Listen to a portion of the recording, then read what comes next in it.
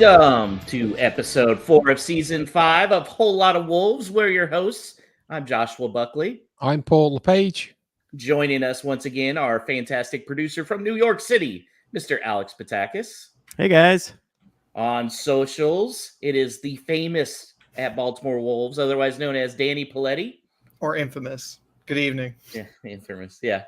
And, you know, Paul, one of our favorite things about this show is when we can bring on new guests who can really introduce us to a new fan group. And that's what we've got here tonight with Drew Breyer from Pittsburgh. He's representing Steel City Wolves. How's it going, Drew? Oh, it's going great. Thank you so much for having me. So every time we have a new guest on, we like to ask just a couple basic like Wolves questions. So how did you start supporting our team? Sure. So it's coming up on my 3-year anniversary. The first full Wolves game I watched was September 11th, 2021. It was Wolves-Watford, and we had picked Wolves. We're from Pittsburgh area. We picked Wolves because they were black and gold. So Wolves were playing at Watford, and I'm watching with my 5-year-old son, and for about the first 8 minutes or so, I am rooting for the wrong team. And my son keeps saying, "Dad, you're rooting for the wrong team." And Watford is wearing their black jerseys and like with bumblebee stripes. And I'm like, "Buddy, we cheer for the black and gold, I'm sure." And the Wolves were in their third jersey white kits, which I don't know if you guys remember, but the Wolves used to have third kits. So for about the first 8 minutes or so, I am openly cheering for Watford until finally I realize up in the corner, they have nice little swatches of colors next to the teams. And sure enough, yes, I should have been rooting for the white kitted Wolves the whole time. And then wouldn't you know it, the first goal I see is a Watford own goal anyway. So the rest from there is history. Do you think there's a lot of Pittsburgh fans that root for Wolves because of the black and gold colors? I do. I think so. We have a nice group. They meet. It's called the Pitch on Butler. It's in Lawrenceville, and we have a nice group that meets down there. And people from all over. But it is kind of easy to cheer for a team that's black and gold when you're in Pittsburgh. And what you told us your first game? What's your favorite Wolves game?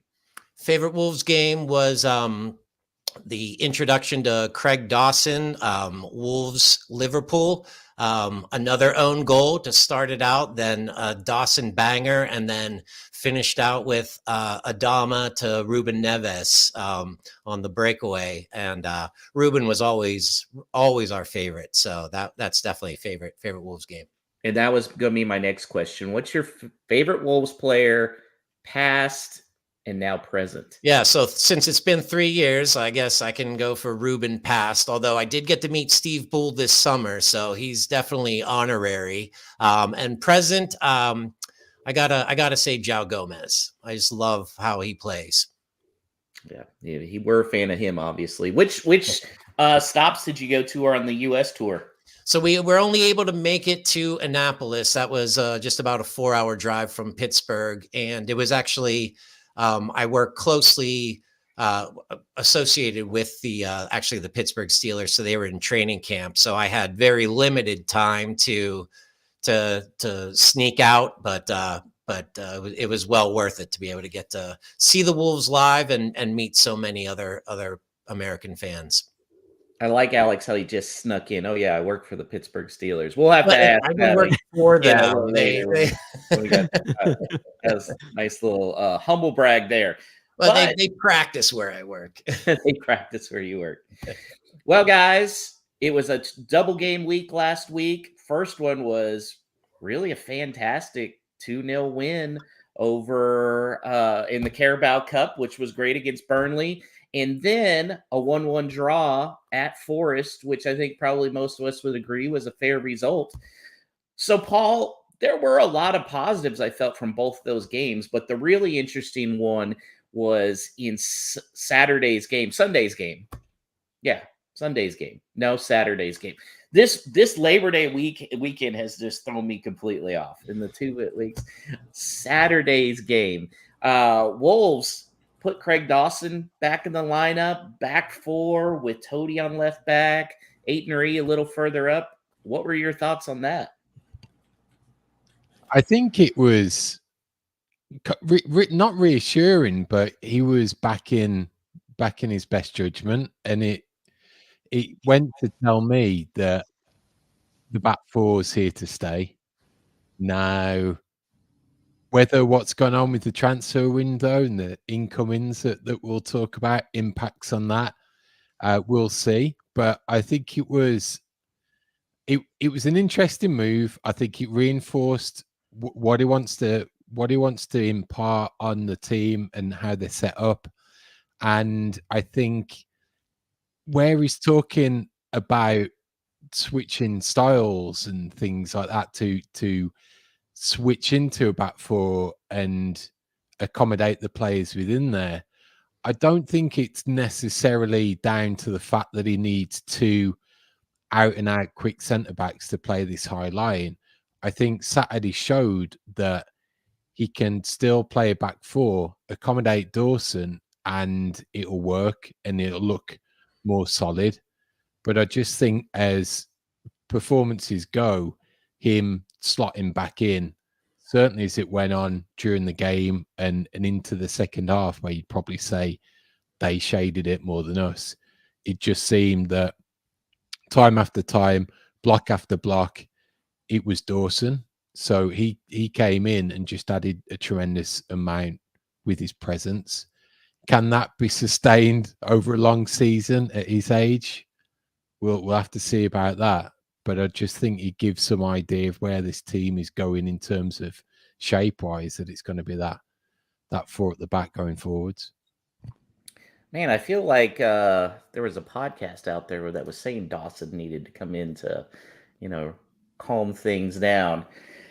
Drew, another big improvement, I guess you could say, for the defense was new arrival Sam Johnston in goal. He was my man of the match. I thought 2 fantastic saves. What was your thought on his debut for Wolves? Well, I got to say, I think when that first goal went in, it was almost in slow motion, and it almost even reminded me of a certain Max Kilman versus West Ham goal that got wiped away last year at the end of extra time, because I wasn't sure if their guy was in the way of Sam or not, but it was a weird kind of situation there. But he kind of got his feet under him, and I guess speaking of feet, I felt his distribution was pretty solid for most of the game, and he had that incredible save on Gibbs White, and I'd say, yeah, all in all, I mean, if the alternative was Aaron Ramsdale, I sure would take Sam Johnston's debut. Yeah, I thought it was a fantastic debut, and be curious to see what's going to happen with the Wolves keeper situation going forward, which we will talk about a little bit later. Paul, Matheus Cunha was free to roam up top, doing a great job. You could maybe argue in the game on Saturday he was playing a little too much hero ball, but overall, how do you like the way he's being used right now? I think he's being used fantastically, and it just suits his game so naturally to take up that particular role that it's like a traditional number 10, but much more licensed. And I think when you see the clips that are doing the rounds in terms of breaking down his touches and his moves, the amount of time he's dropping deep and picking up the ball from that left-hand side of the pitch and advancing from there, it's time and time again. And that's really showing where his strengths lie and the opportunity to really build on that. Now, you mentioned about playing a little for himself. I'm inclined to agree, but I think this is where the team's got a gel and the forward players have got a gel, and the players around him have got to be cognizant of what he's going to do with the ball and be in the right place at the right time. So if he's dropping deep, if he's going to be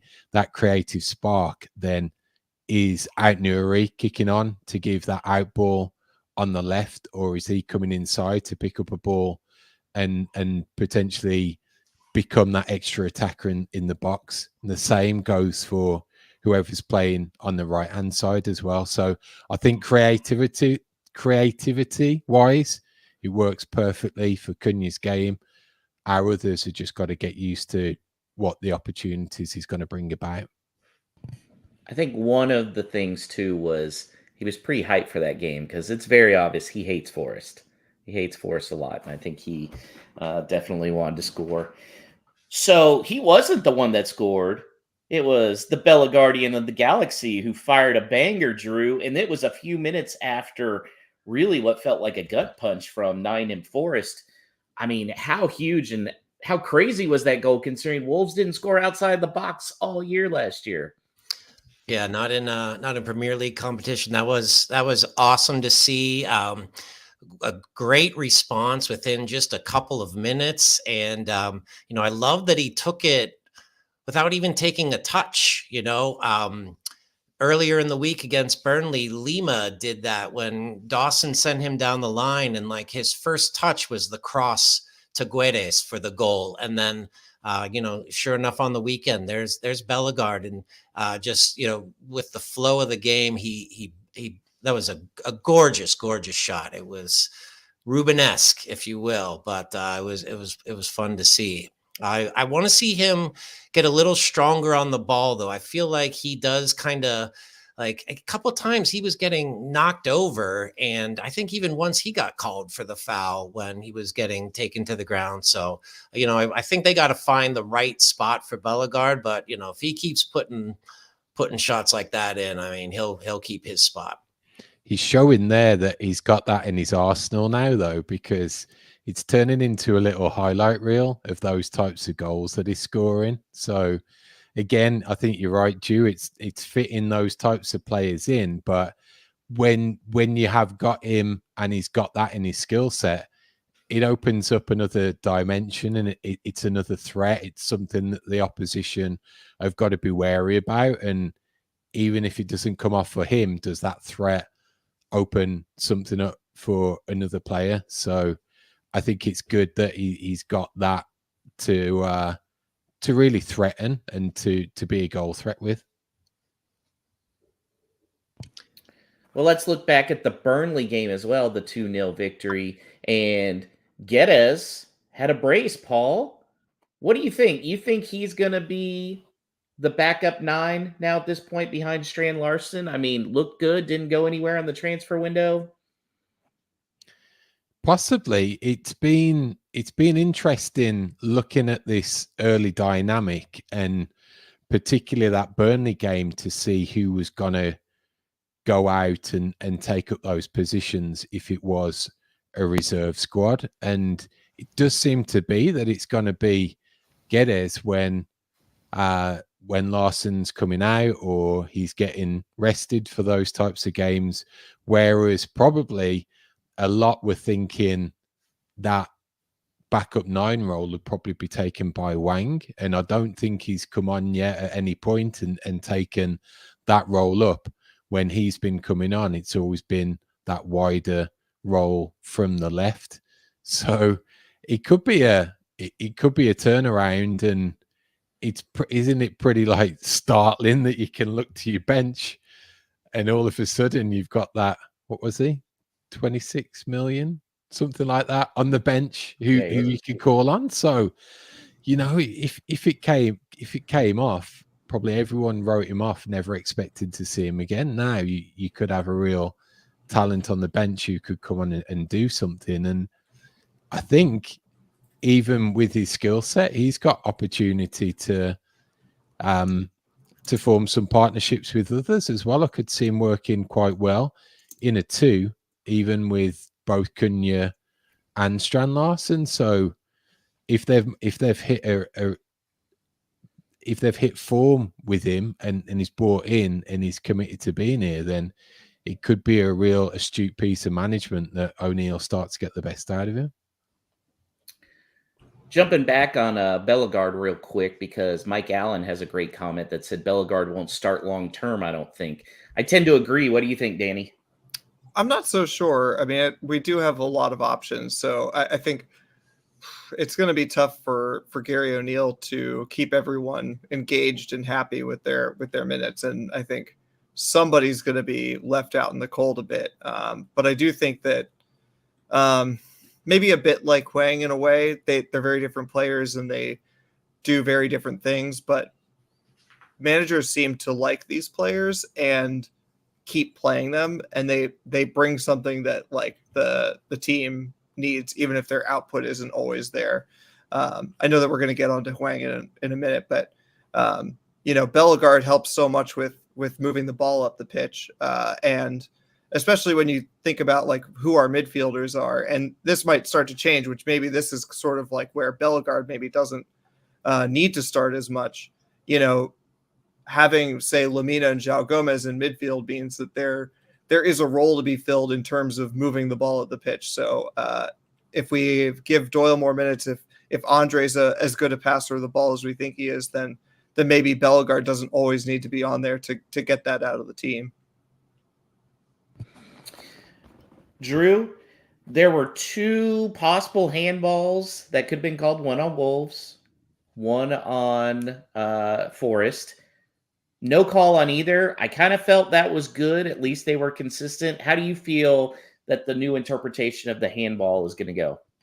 Yeah, I'm with you there. At least they were consistent. But I guess Forest and Wolves, I mean, weren't they the two most done by VAR in the last few years? Anyway, as Premier League clubs go.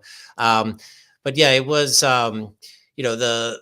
the particularly, the Strand Larsen one, it really looked, like kind of a natural position. And, I guess I've heard others say that even looked more of a handball. Maybe that's just my Wolves bias coming out, but I thought, it was good to see, though. There was some consistency there, either they both are or they both aren't. And, I think it's more of the way the game was meant to be, if you're saying that neither of those are handballs. As long as there's consistency, that's all I ever ask for, consistency. Well, we went over the good. Let's talk a little bit about the not so good. And Drew, it started out with Chris Wood in defending. Number one, can this guy just go away already? Every time. And then our set piece defending is just kind of poo-poo right now, right? Yeah. I thought we got a set piece coach. Is he only for the offensive side of things, or that was yeah. And and even, who needs a set piece coach to say, hey, this one guy scores every single time we play? Can somebody body him up? And yeah, it was like almost slow motion too. As I was saying, it was like like everybody was surprised that happened. And that's tough, now 2 games in a row with Chelsea, like 2 minutes in off a corner. And now this, I think there was a time last year, like we were 10, 15 games in and Wolves hadn't conceded off a corner, maybe even more than that. So yeah, I think they need to go back to the drawing board, at least defensively, and just look at what they're doing, or they've got to put somebody on Chris Wood. I mean, we missed our chance. Should have signed him and made him play with the under 21s or something. That would be awesome. Paul, we mentioned Aït-Nouri kind of in the formation. He was definitely going forward a lot, getting in good spots. Having a trouble finishing, though. So how does that get fixed? Well, just you're going back to making a good start. When did that chance happen for us on Saturday? First minute? Within 90 seconds, something like that. That's the fine margins of these games, that if you go a goal up that quickly, how does that suddenly switch the narrative of how the fixture is going to play out? How many times has it happened to us that we've let an early goal in and all of a sudden it switched around and blinking, it's 2 or 3-0. We down. We got a no comeback. So that's what really stood out for me on Saturdays. You've got to put those chances away when you get them. So great that he crafted that position. Great that he was in there, but these are the fine margins that you got to capitalize on. Mike Allen again with a good one. If he could finish, he wouldn't be at Wolves. Maybe that's probably a very good point. Drew, the bench looks great on paper, and then it gets in the game, and they're not really making much of an impact. What do you think of that? And is part of the problem just Hwang being out of position? Something's not right with Hwang this year, and Rodrigo Gomez hasn't gotten any time in I think 3 games now, including Burnley, which I thought he'd get some in. His pace doesn't seem right, and maybe it is he's not comfortable in that position. It's interesting they send Chiquinho out on loan, and yet, I bet Strand Larson wouldn't mind some crosses coming from the left side of the pitch every now and again, which I thought Chiquinho was doing a pretty good job at when he was in. I'll be interested. I guess they had to kind of shore up the D and the back four and make sure that was doing what it's supposed to do. But I'll be interested in the next couple of games, how Gary kind of figures this out. And even, we've got some more wingers too after the transfer window. So, or maybe is Hwang gonna, maybe lose some additional minutes to the likes of Carlos Forbes too. Yeah, it's going to be interesting. Paul, you predicted Wolves were going to win the Carabao Cup. They're going to have to go through Brighton next round. Still feeling good about that? You got to be, haven't you? But just you cringe when those draws come out. It's like, oh, not again, or not them, or not away from home. We're never going to have that perfectly smooth road all the way to Wembley. But come on, man, Brighton away? No. Our smooth road was the FA Cup last year, Paul. Well, prior to Saturday's game, it was a very busy transfer window, which Danny was not too pleased about because he was on the car on the way to the mountains for a wedding. I hope you weren't driving that whole time, Danny, because you were sending a lot of texts. Anyway, some very interesting moves. Aaron Ramsdale, that broke down really kind of quickly, and so they picked up Sam Johnston. Paul, did you like the move?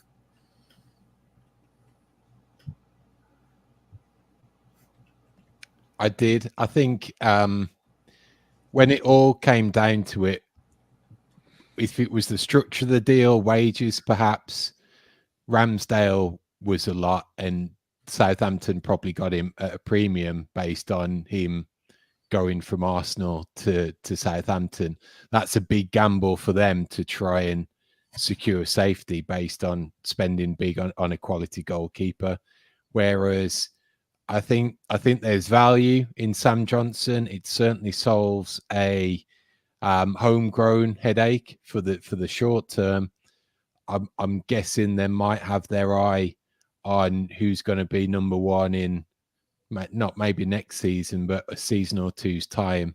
They're probably looking at a wider berth of keepers who are probably a little bit younger, who can maybe come in and start to challenge him. But overall, I think safe pair of hands.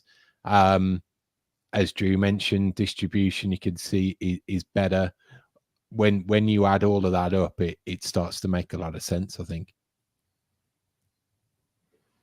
Yeah, and there were a few other deadline moves. I mean, one of the big ones was getting Carlos Forbes and getting him on loan with an option. I mean, the option's going to be pretty small, I think, but that was still good, able to kind of kick the can down the road as far as transfer fees.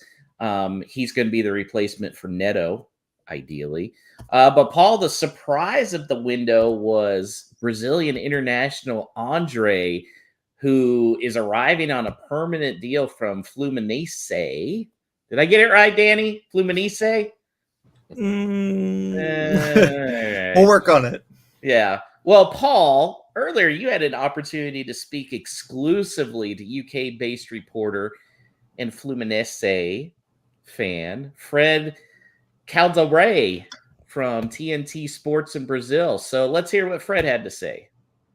So, Fred, from our side, the move came about quite unexpectedly. There's little speculation. Was it the same in Brazil on the Fluminense side?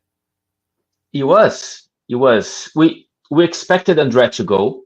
There was a lengthy negotiation with Fulham happening, I believe, for a couple of weeks.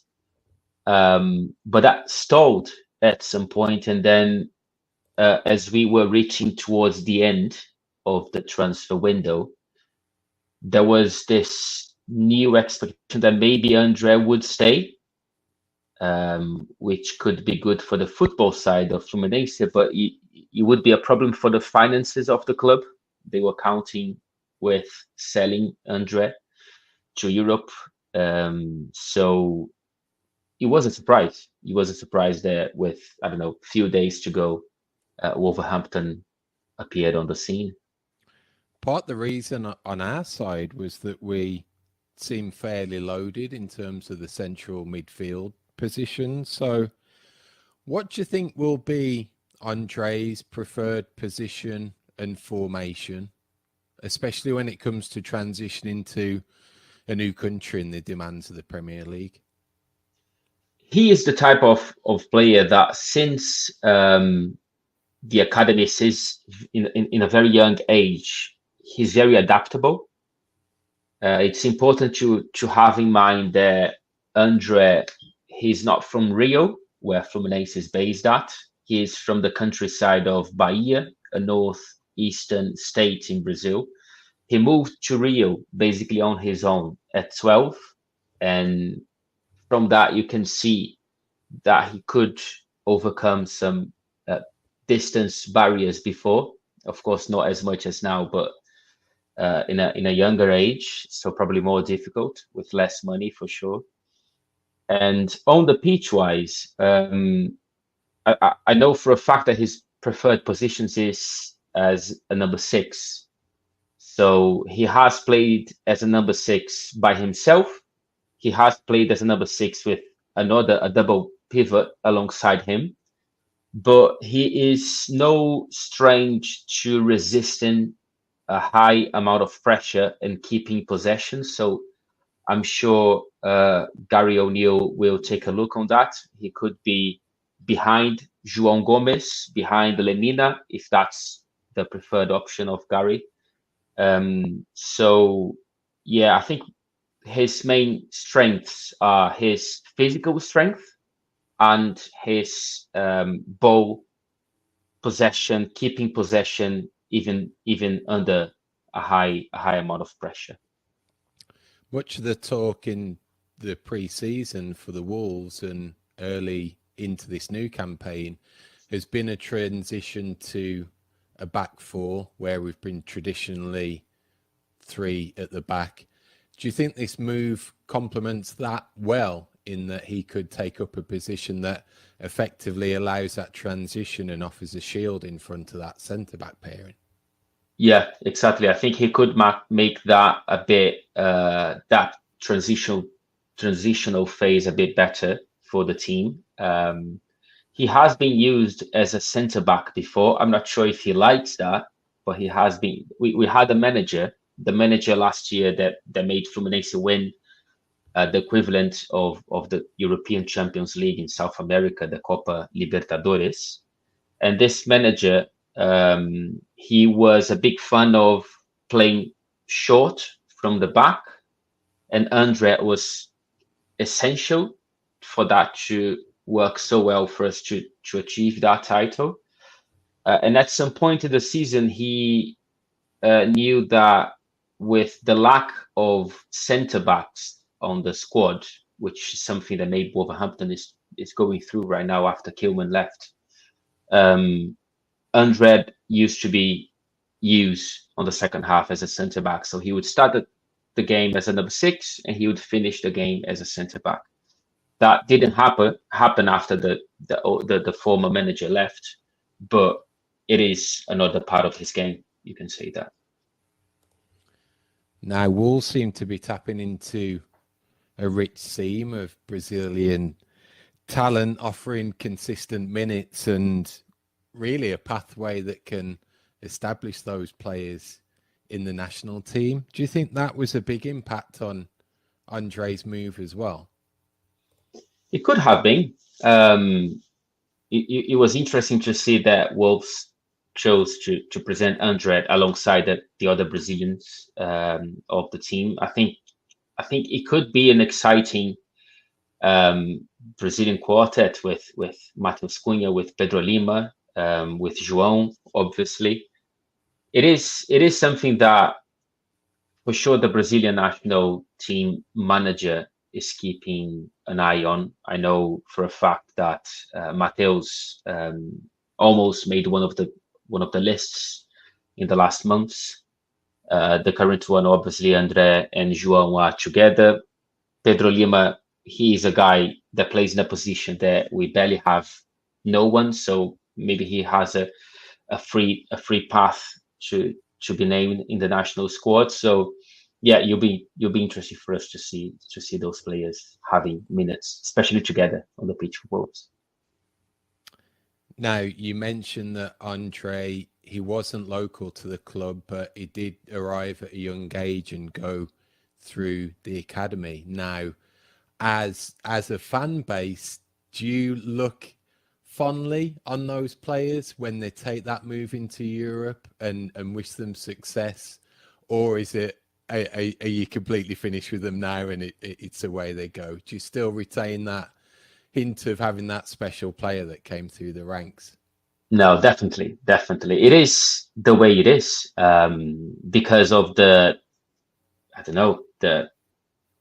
economic situation that the world has been in for a long time. Unfortunately, Brazil has become more and more of a market to be fed at and not to keep the talents.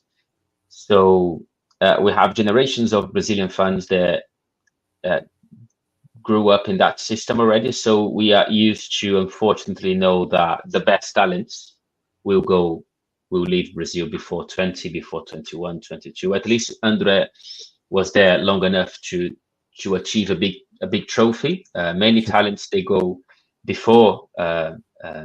Sometimes they leave before having 15 games with their clubs. I remember Marcelo, the great Marcelo, Real Madrid Marcelo. He's back on the team now from Fluminense, but he left to Real Madrid before even winning a title when he was young in 2005, 2006. So at least Andre, for what is possible to the Brazilian football market nowadays, Andre is a case that he could at least create a connection with the fans before leaving. Paul, bravo. Great interview. Loved it, man. That was fantastic. Thanks to Fred Caldera for that little inside information. Along with Andre, there were a couple later moves that happened. Daniel Podence, he's off to Saudi Arabia. Sent a nice letter to Olympiacos. Nothing to Wolves. No surprise. And then Saab may have been going to Saudi Arabia, fell through at the last minute. Now there's rumors he may be the number 3. I don't see how that's going to be right. I don't know about that. So still a lot of intrigue going on as ramifications of this transfer window come through. So guys, I'm going to ask you, and I'm going to ask all 4 of you to give me your grades of this transfer window. Paul, what would you give it? I'm giving it a B as it stands, but it could jump to an A based on Andre's impact. Drew? I gotta agree. I'm giving it a B as well, and it could jump to an A if Andre and Pedro Lima and others lead to us signing more Brazilians. Yeah, that's great. Danny? Yeah, if it could be a boring set here because I'm going to go with a B also. I think, like they said, it's sort of kind of high variance where it's like I think if a lot of these youngsters come off, if Carlos Forbes looks like a great Neto replacement, if Rodrigo Gomez has the ceiling that we think he does, if Pedro Lima in 2 years is, establishing himself in the Brazil squad, then it's like a triple plus. And like none of those things are like completely out of the question. But there's also a scenario where one or more of them are flops, and we really wish we would have signed a center back. And I want to go back and revise it and say this is a C- or a D. So I'm definitely withholding some amount of judgment. Alex? For the sake of being, I guess, maybe slightly more optimistic, I will say A-. And that's because I still think that there's a good chance Strand Larsen scores 12 or more goals this year in the Premier League. And that's just something we've been absolutely dying for. So center back is the new thing we want to focus on and kind of like have our attention drawn to. And it seems like a gaping hole, but we filled a really, really important hole early in the window, and I still think that can't be overlooked. Guys, not only am I giving this an A-, I'm saying it's the third best window in the Fosun EPL era, behind that epic 2018 summer window and then the January 2023 window. I think if you look at it, filled a lot of holes. Okay, maybe not center back, but I like how they pivoted to Andre. And in Paul's article, kind of sounds like, or in his interview, sounds like that could be the cover. So, yeah, A- for me. Alex, it's time for everybody's favorite segment of the show. No Stupid Questions is presented by Esfuerzo Wines. Located just north of Santa Barbara, California, Esfuerzo Wines showcases passion and 3 generations of winemaking in every bottle. So whether you're celebrating a Wolves victory or winding down after a day at work, let Esfuerzo Wines transport you to the heart of California's wine country with every sip. For a limited time, head to esfuerzowines.com and use the promo code WOLVES for a 15% discount on your wine purchases. This message is intended for those of legal drinking age. Do not drink and drive. Excessive alcohol consumption may be harmful to your health. If you or someone you know is struggling with alcohol abuse, please seek help. Esfuerzo Wines reminds you to enjoy their products responsibly and in moderation. All right, our favorite part of the show, as you heard there, no stupid questions. Thank you, everybody who sent them in via our Twitter handle at WLWpod. And, of course, via email. We get great questions there as well. If you want to reach out to us, hello@wholelotofwolves.com. So let's get to these. We'll start with our buddy Stu with a outstanding question. Inspired by David Beckham's appearance on Hot Ones, Stu tweets at us or X's at us and says, after seeing Beckham on Hot Ones this week say that he thinks the U.S. men's national team will win the World Cup one day, would you rather this happen or would you rather Wolves win the Premier League? Now, it's kind of interesting because this question clearly isn't for Paul. Yeah, don't let Paul answer this. But I feel like you could maybe even just put England where it wouldn't be as much of a stretch, but you could probably modify it for Paul. But let's start with you, Josh, as a devout U.S. men's national team fan.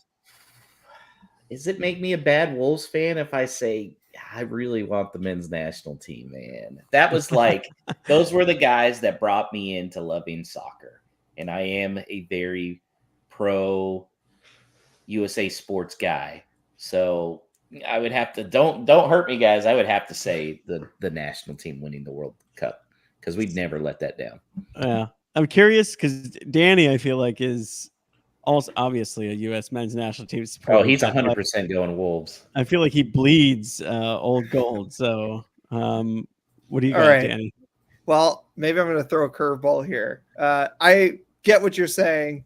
I am probably well known as a U.S. men's team grump. And I think that a lot is sick with the organization from top to bottom. And weirdly, for that reason, my first instinct is Wolves to win the Premier League because I don't feel as much of a connection as I wish I did with the U.S. men's team. But I will say that if this wish fulfillment means that like all the conditions happen also to get to that point, because first of all, the answer from David Beckham is insane. They will win at some point. What are you talking about? Before the heat death of the universe? He put no timeline. They'll win in the next 40 years. Like just literally at some point people still play soccer. The US will win the World Cup. Fine, whatever.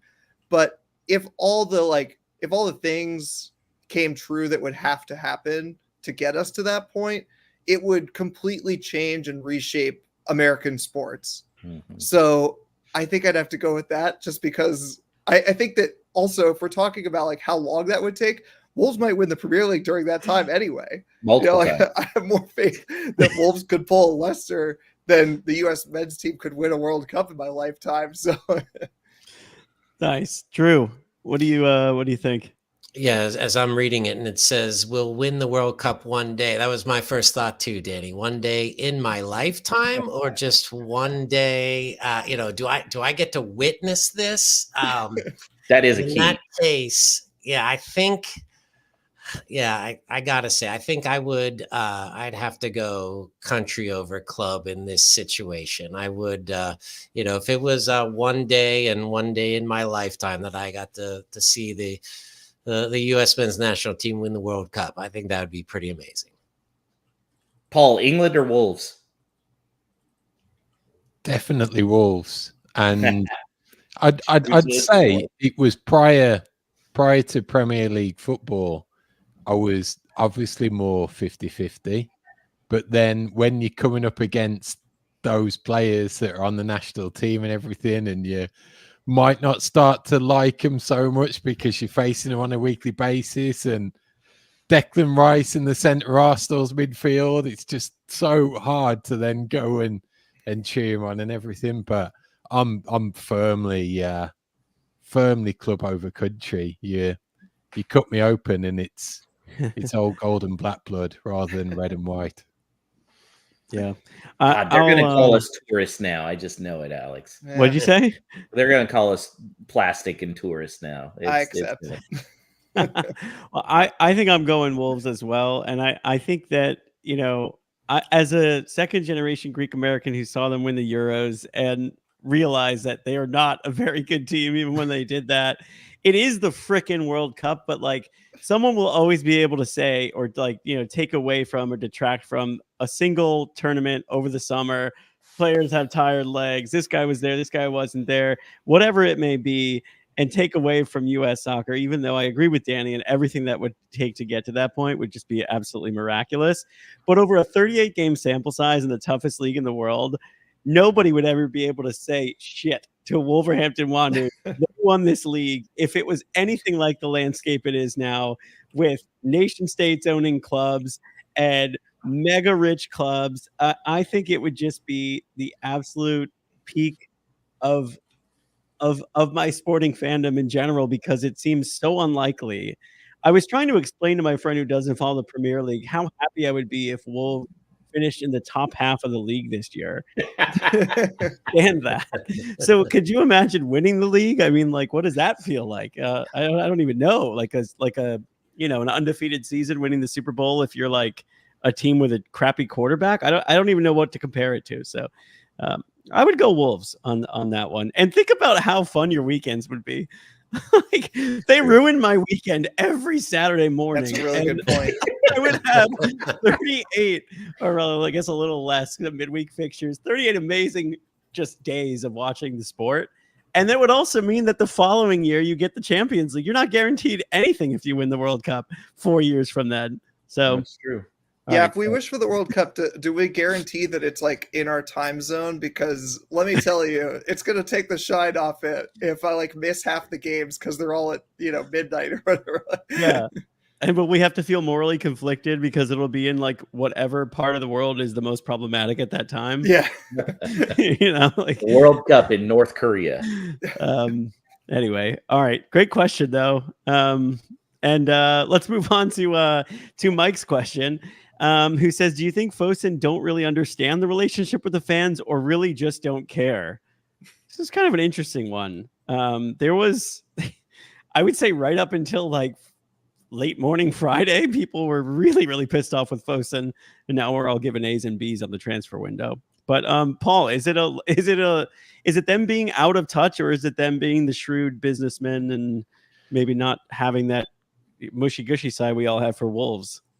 Well, you go and mention the weekend and the lead up to the game to have a fixture against, well, the previous weekend, have a fixture, your first home game against Chelsea go on general sale. If that's telling anyone anything about the pulse of the fan base and how wrong Fosun have got it at the moment, it was that, because from years past, that was a sellout fixture after fixture each year. So that sums it up to me, just that the whole approach to ticket pricing. I don't think they care, to be honest, and it's sad, because at one point, whether it's a change in personnel or they've just realised that it doesn't really matter, this golden goose of the fan base is going to continue to turn up, pay the thousands, buy the jerseys.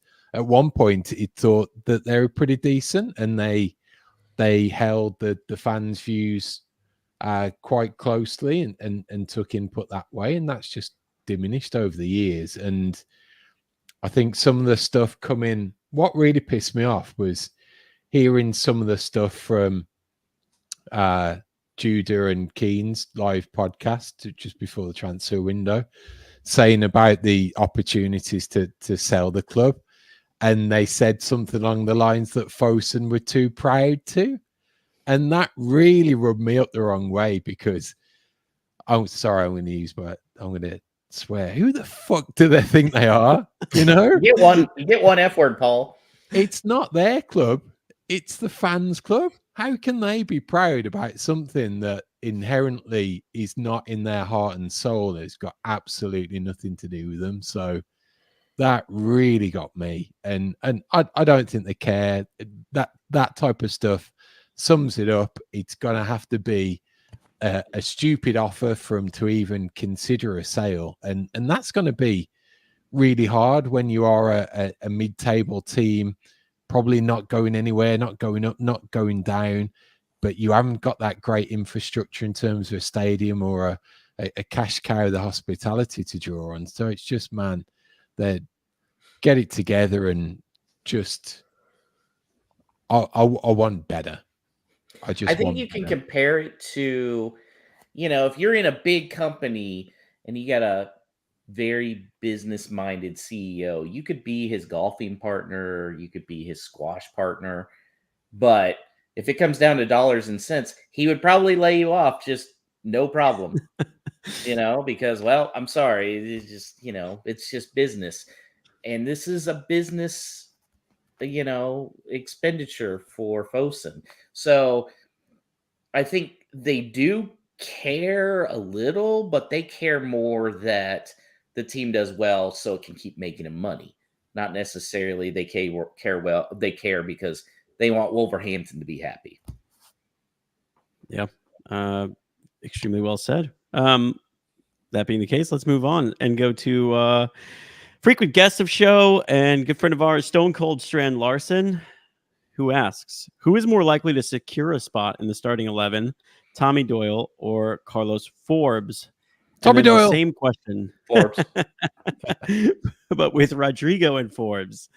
So we know where Paul lies. But I don't know.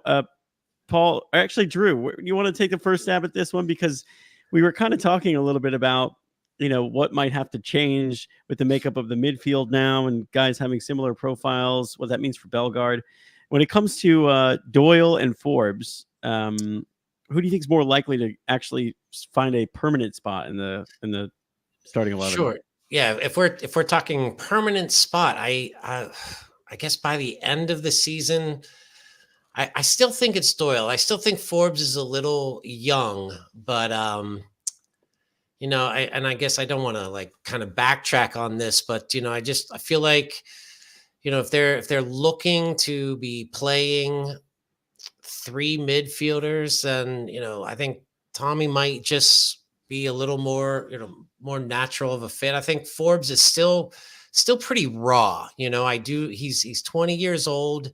I know he looked great in the Man City Academy and the under 21s, the U18s even, and everything, but he wasn't setting the world on fire at Ajax. So I kind of I'm gonna for this one. I'm gonna go Doyle.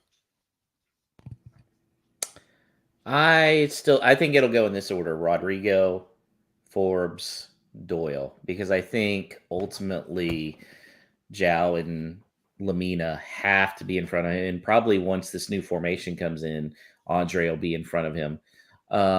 He'll probably be in every game because he'll probably come off the bench, and whenever Gomez is suspended for cards, Doyle will be the guy. But I still think Rodrigo Gomez. I mean, obviously, I said beginning of the season I thought he'd lead Wolves in scoring.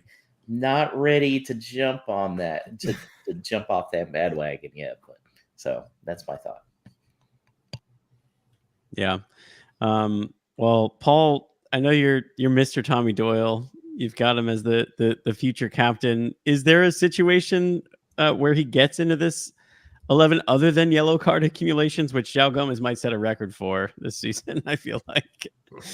I think if you're picking on form and you're picking on guys who are deserving on the shirt based on that, I think O'Neill is pretty fair when it comes to that. So it would be an opportunity for him. He's got to come in and he's got to do something special, like a couple of goals back to back, make a contribution that way from the bench, and ultimately get a starting berth. Now, where I could see that happen is that if it looks to me like it's going to be this 4-3-3, right now, I think what we've struggled with in the past is that even we could be playing that formation, you're still going to have those teams scrapping towards the bottom that are going to come and try and park the bus. So even though we've effectively got the extra attacker, we're still going to struggle with in those games if he's not cute and switching it around. Now, he's got a couple of options to do that. He can certainly put Andre in there as that holding six and have some flexibility that way, give Lamina and Gomez license to bomb on and play 10 yards in front. Or he could switch it up, be really cutthroat with one of them, and say this is a particular game for Tommy Doyle because he brings a different skill set to you guys. Now, he won't be that box-to-box midfielder, but I'm guessing he could certainly play that role in front of Andre, spread it around a little bit with the passing, pick some gaps, use the width of the pitch to bring those wide players in. That's going to be crucial when it comes to that type of opposition, and certainly at home. Yeah. Danny, I feel like you are on the Doyle train too, yeah?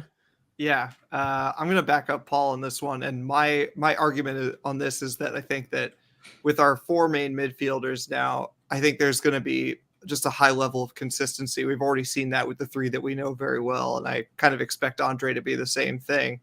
And if we do play with three in midfield, then I think Doyle's going to start to share, I hope is going to start to share more minutes with, Zhao Gomez, maybe even Lamina, or maybe all four of them rotate through those three positions or those three spots, not those positions necessarily. Whereas I think, the Rodrigo Gomez, Carlos Forbes, any of the even Wang, who can be very hot and cold, you're going to have times when they might be out of the team for a few weeks at a time.